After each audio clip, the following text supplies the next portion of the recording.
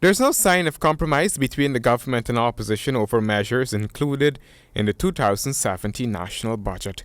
Complaints by the opposition that the 2017 budget could lead to suicides and violence portrays an opposition mindset that is a rebellion against order. That was the assertion of Minister of State Joseph Harmon when he addressed the National Assembly on Tuesday. The opposition and sections of civil society have been speaking out against the APNU-FC administration moving ahead with the 2017 budget in its present form. Minister Harmon is firing back. We have an opposition, Mr. Speaker, that had this country in a state of lawlessness. Yes. The disregard for rules of the road. Yes. Minister Harmon referred to some of the road accidents that occurred in the past, saying that the opposition should shoulder the blame for the disorder that gripped the society.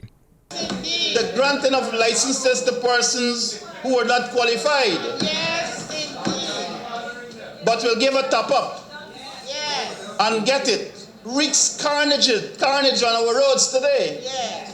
And yet we wonder why so many deaths.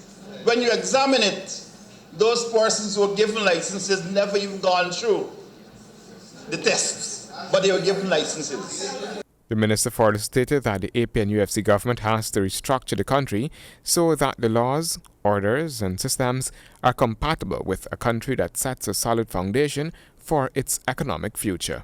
Mr. Speaker, the deliberate under-invoicing of containers on our wharves and the ostensible display of wealth by persons in government service, and then we start to wonder how it happened.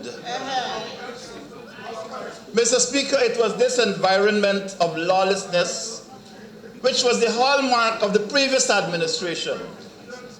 So as a strong administration, we have to make the tough decisions. That's right. Minister Harmon told the House too that Guyanese have become accustomed to the scare tactics of the PPP and are aware that the PPP has always and continue to utilize fear as an element of control of its dwindling support base.